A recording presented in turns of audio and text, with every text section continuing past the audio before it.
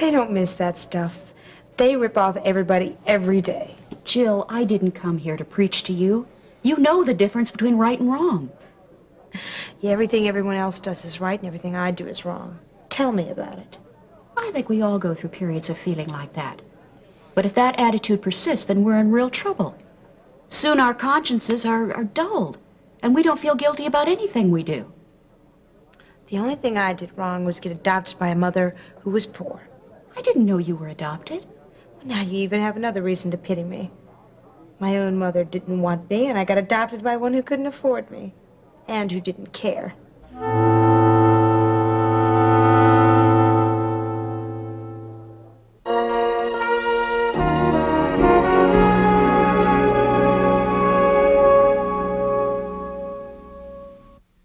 I called that one the Elliott smash hit. That fake goody two-shoes wasn't gonna get away with what she did to me. She wasn't worth the time I spent thinking about her. The fidelity is marvelous. Nancy, you're a genius. Thank you. Well, it all went smoothly enough, and Miriam helped. I'm surprised she really carried off quite a performance. Yeah, she's really coming around these days. She's really changing with my help. And will you please forgive me for ever doubting your relationship with Mem? Well, getting rid of Norm Elliott should be further proof of my good intentions. Meanwhile, why don't you take this to the police? I don't think so. Well, I don't understand, but didn't you want... Oh, blackmail, right? You know, I had considered that, actually. We could... No, Nancy. Actually, prison is the only way that we're ever going to be free of Norman Elliott. But I think you should be the one to take the evidence to the police. Me? But, you know, with my reputation lately? All the more reason you've turned over a new leaf. You take that tape to Sergeant Brubaker with an apology for all the trouble you've caused. And that you hope by cooperating in the conviction of a felon that will represent restitution for any previous misunderstandings. Yes. Oh, I like it.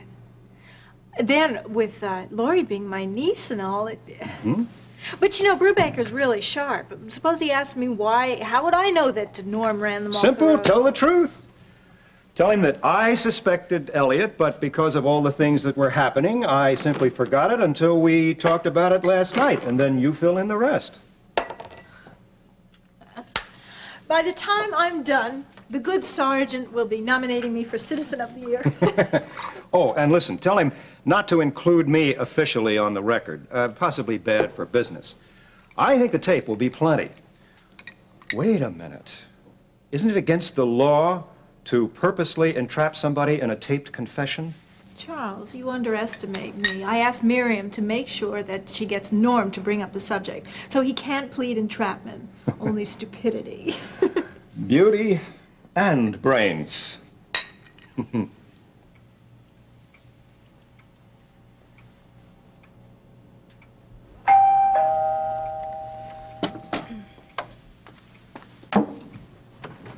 Liz, come on in. Thanks. I hope I'm not interrupting. Oh, you're always welcome. I was just busy dusting, but I can do that anytime. Can I get you a cup of coffee? Oh, no thanks. I can't stay long. I asked Jeff to pick me up when he leaves Jenny off at school. What is it, Liz? I'm concerned about the situation with Jill. I've tried, Terry. I really have. Why am I telling you what you already know? Jill won't have anything to do with me. No, don't be too hard on yourself. I think Jill cares for you more than you think. Well, you should have been there when we visited her in jail. She was so bitter toward us. She even said that she'd rather be in jail than living with us. Oh, you know she didn't mean it. Do I? I don't know how to reach her, Terry. Jeff and I would like to get her out of jail, but she'd probably jump bail and leave the state. Yeah, I thought of that, too. Jail may be the best place for Jill until she cools off or comes to her senses. Would you talk to her? Well, you're really closer to her, Liz. You've got to be kidding. At least she listens to you. Maybe you could get through to her. Well, Jill thinks of me as a friend, someone to complain about you to. You took her in. You don't want to talk to her? No, I didn't say that. Maybe Jill resents the fact that you've helped her, but deep inside, you're her mother image, the one who sheltered her, her guardian. I don't want to infringe on your position. Well, you wouldn't, because I'm asking you to talk to her. I know that Jill's attitudes and actions upset me, especially where Jenny's concerned. But I do care what happens to her, and someone has to reach her. All right, Liz. I'll talk to her. Thanks. But Liz, I won't come between you two or try to fill the role Jill needs you to fill. What do you mean? I'm her friend, not her guardian. I won't cut corners with her. If she's not sorry for what she's done, then there's nothing I can do. I understand. Oh, and Liz, you've got to promise me something. That you'll try to fill the gap between you and Jill soon.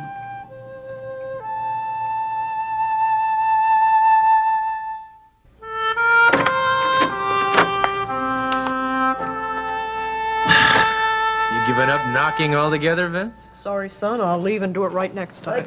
Oh, babe. Oh, I missed you. Oh, me too. You too. You missed you too, huh? Why don't you give me a buzz? Let me know you're coming. Because I wanted to surprise you. Like you did when you left? Well, hopefully this is a better surprise. Much better. But why'd you split without telling me? I mean, you had to know the night before. Russ, I'm sorry. I had a sore throat, remember? What's that got to do with not telling me? I was in no position to argue. You would have won hands down. Yeah, well, your voice sounds fine now. I guess Cohen took you to a specialist, huh? Yeah, it cleared up really quick, too. Good. Oh, and guess what? We cut all the rhythm tracks for the album. Yeah. Isn't that fantastic? Wait a second, the rhythm track? Uh-huh. I thought you went down there to record your voice. You know, I thought so, too, but then when I got there, Cohen said that he would... Oh, boy, yeah. Now I get it. Now I Russ, see Russ, it. Stop it. Stop it. Now, Cohen explained. He said that the rhythm tracks have to be very precise. You know, they have to hear how I plan to sing the song, where I want to put the pauses, where I want to put the emphasis.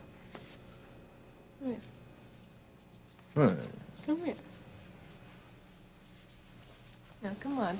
Tell me that you think it's great. I think it's great. It's great. It's great. Okay. Now, what's that? Well, I was missing you a lot. Russ, I love you. I've got you back in the flesh. Don't leave again without telling me, okay? I won't. That's why I came back. I'm glad you did. I wanted to tell you in person. What'd you want to tell me in person? Well, I can't help it, Russ. You know, there's more publicity shots. I've got to meet these influential people. There's more recording to do. What? Honey, it's going to be a little longer this time. Well, it looks like it's back to you and me again. You know, if you could talk and if you had a body, we'd make a great couple. Russ! Russ, look, don't get angry. Please don't get angry. Let's just make the most out of the time that we have. I am. I am. Yeah, I got a biology test. 10 minutes.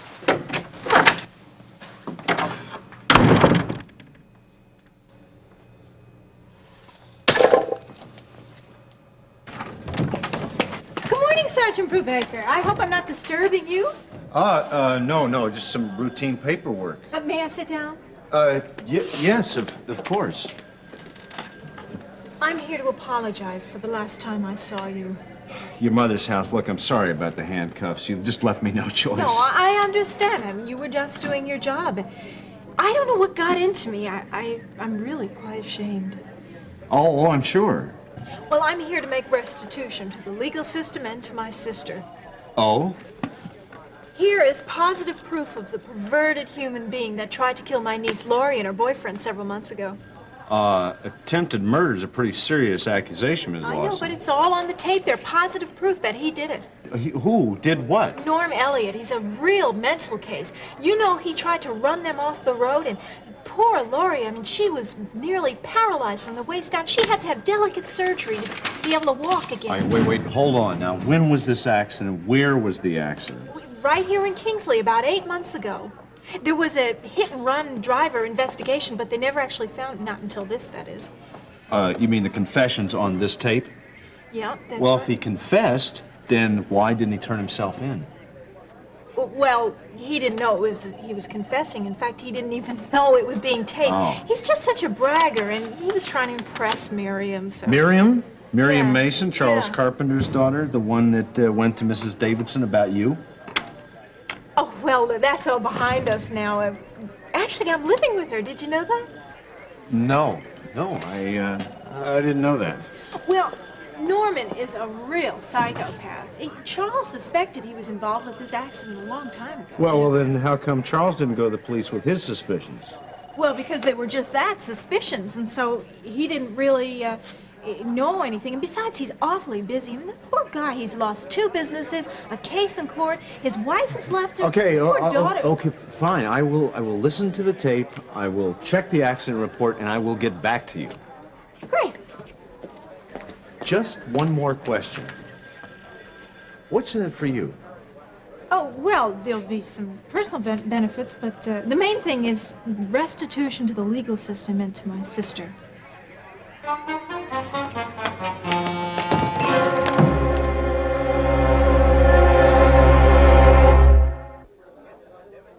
I haven't eaten this much since I can't remember when.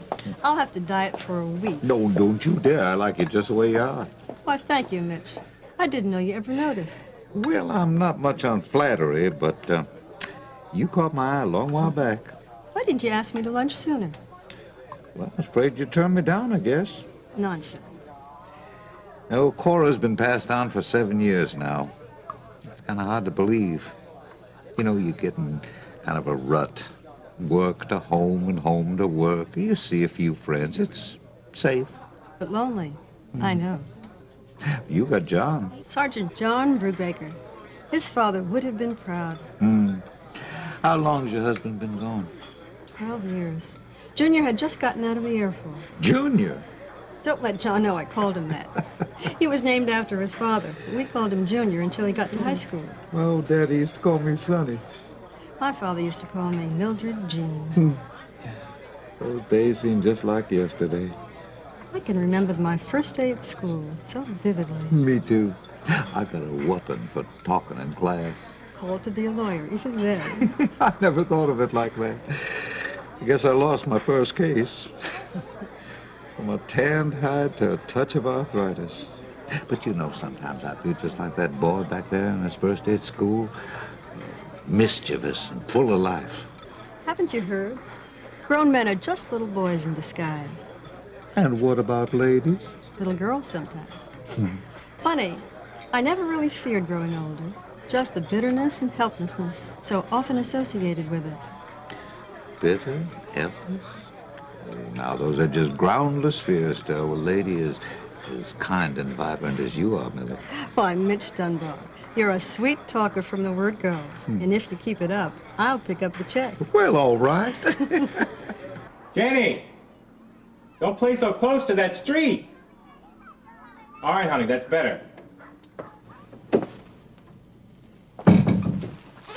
So, you feeling better after you came home? I feel fine, honey. I'm just worried about Jill, that's all. Well, nothing much happened after you left. Oh, that same guy that was there yesterday, he's back, reading more chapters. You know, Jenny misses Jill. Yeah, I do too. She's still out there playing fetch with that dog? You know, when she was first missing, well, anyway, now I miss her too. And Terry's right. I've got to do something to reach her, but what? Honey, the Lord is going to help us. You got to stop worrying. I don't know why I'm letting it get to me like this. I keep seeing that expression on her face when we visited her. You know, defiant yet pleading. Well, you know, I think you're getting to like her a lot more than you realize. That's funny. Terry said the same thing about Jill this morning, that she cared more for me than I realized. You know, I've been doing some thinking and some praying about this myself, and well, what I came up with might surprise you. Well, I'm open to anything at this point. Okay. Have you ever heard the phrase, familiarity breeds contempt? Yeah, but how does that apply? Well, I'll tell you in a minute. First of all, you tell me what we were doing 11 years ago. Come on. Well, let's see. That's about when we first met. We were in college. Mm-hmm. Yeah. Yeah, and I fell in love with the flower child in San Francisco. The one you married? Yes, the one I married. Remember? I was just back from Nam, and you and I were out trying to answer all the lousy questions to solve the problems in the world. Everything was peace, peace. I remember. We tried to get the establishment to change to fit into our mold, but we refused to fit into anyone else's. And you were out there pounding the pavement trying to practice all your social reforms. Oh, everyone above 30 was the enemy. Like Jill. Well, her reforms weren't as lofty as ours were, but the temper and the attitude, that's the same. You're saying that Jill reminds you of me? Yes, that's why I like her so much. Familiarity breeds contempt. So I've had trouble accepting Jill because she reminds me of myself, the part that was rebellious and searching? Yeah. And she has trouble accepting you because you remind her of her mother. You're trying to put her in a mold.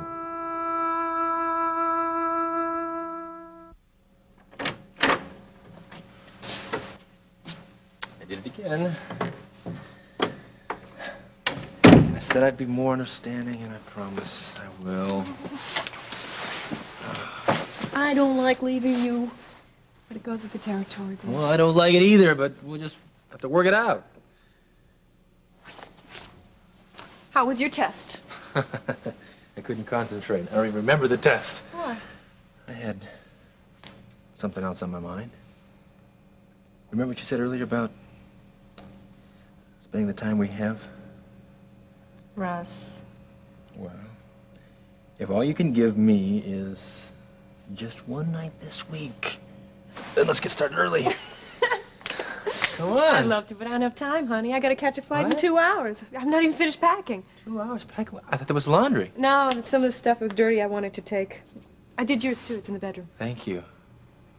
Well, Russ, you didn't really give me a chance to explain the way you stormed out of here. I just have to catch a later flight, that's all. I can. I'm cutting it close as it is. David didn't even want me to come at all, but I insisted. You're gone for days, and then you come back, and we don't have time? Well, it's partly your fault, the way you walked out on me. Well, what is it that you and Dave do up there that you gotta be back by nightfall? We're working.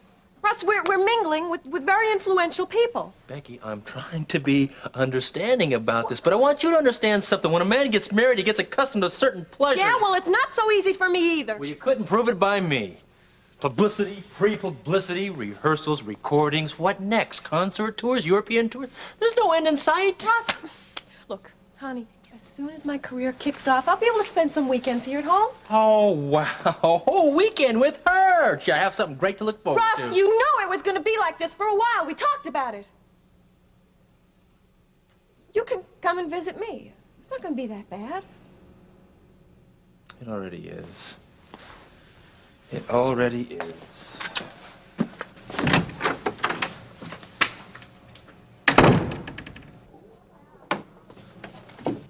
Mrs. Davidson. Jill, how are you? As well as can be expected. It's better than some jails. I see.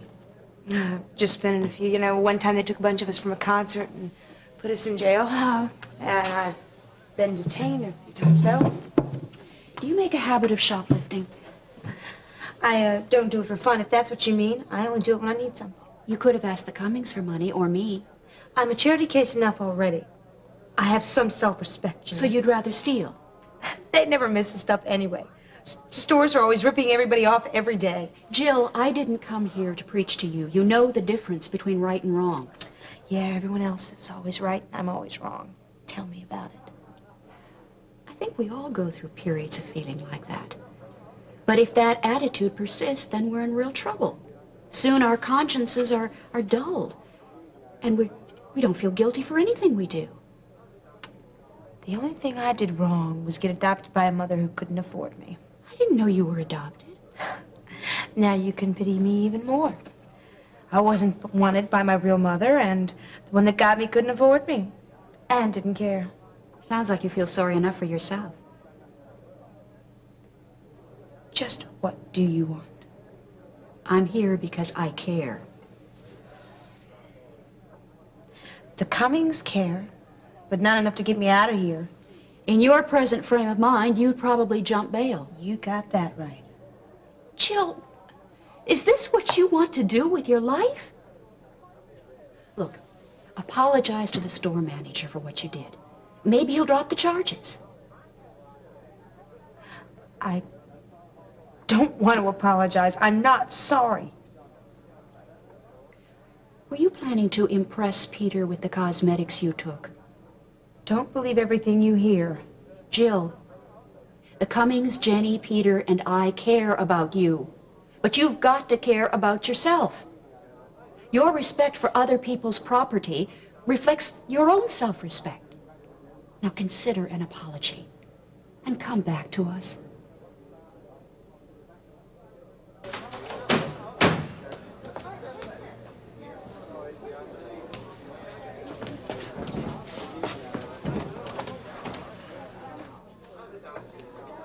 May I sit here? Well, it's not exactly as if the place is packed. I'm Sheila Carter. My name is Russ Weaver. Senior, 22, 6'3", and the best tight end Kingsley Lions ever had. Want some French fries?